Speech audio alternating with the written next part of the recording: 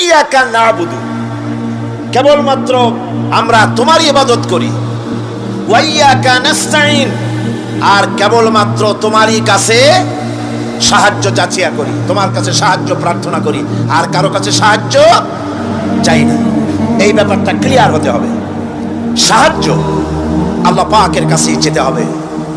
ইবাদতের মধ্যে শরীক করা যাবে না, সাহায্য চাওয়ার ভেতরেও শিরক করা যাবে না। যা কিছু দেবার মালিক সবটা আল্লাহ পাক দিবেন। এ ব্যাপারে অন্য কেউ কিছু আমাকে সন্তান না হলে সন্তান দিতে পারে, তারপরে ব্যবসা বাণিজ্য উন্নতি করে দিতে পারে, এই জাতীয় চিন্তা ভাবনা যেন আমাদের ভিতরে না থাকে। কারণ শিরক মস্ত বড় গুনাহ। শিরক সম্পর্কে আল্লাহ পাক বলেছেন, হযরত লোকমান তার কথা কোরআন শরীফ কোট করেছে, লা তুশরিক বিল্লাহ ইন্নাশ শিরকা লাযুলমুন আযীম। শিরক হচ্ছে মস্ত বড় অপরাধ, খবরদার শিরক করো না, মস্ত বড় জুলম, শিরক করো না। আল্লাহ নবী বলেছেন, যদি তোমাকে হত্যা করা হয়, যদি তোমাকে টুকরা টুকরা করে জ্বালিয়ে পুড়িয়ে ভস্ম করা হয়, খবরদার শিরক করবে না।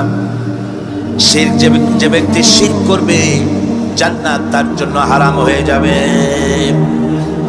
আল্লাহ রাব্বুল আলামিন বলেন, ইন্নাহু মান ইউশরিক বিল্লাহি ফাকাদ হারামাল্লাহু আলাইহিল জান্নাতা ওয়া মাওয়াহুন নার ওয়া মা লিয-যালিমিনা মিন আনসার। যে ব্যক্তি আল্লাহ পাকের সঙ্গে যে কেউ হোক না কেন, আল্লাহর সাথে যে শিরক করবে, আল্লাহ রাব্বুল আলামিন তার জন্য জান্নাতকে হারাম করে দিবেন। নাউযুবিল্লাহ পড়েন। তাকে আল্লাহ পাক জাহান্নাম দিবেন। কোথায় দিবেন? জাহান্নামের মধ্যে আল্লাহ পাক তাকে প্রবেশ করাবেন। সুতরাং কোন এই শিরক হচ্ছে ক্ষমার অযোগ্য। আল্লাহ পাক শিরকের গুনাহ কখনো ক্ষমা করবেন না, একথা যেন আমাদের সকলেরই মনে থাকে। আল্লাহ ব্যতীত অন্য কাউকে ডাকা, কারো কাছে ফরিয়াদ করা, আল্লাহর সমকক্ষ মনে করা সম্পূর্ণরূপে শিরক।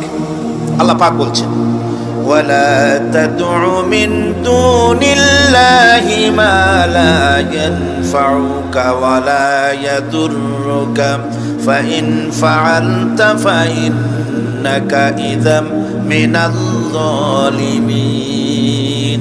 আল্লাহকে ছেড়ে এমন কোন সত্তাকেই ডেকো না যারা তোমার কোনো উপকার করতে পারে না, তোমার কোনো ক্ষতিও করতে পারে না, তোমার কোনো উপকারও করতে পারে না।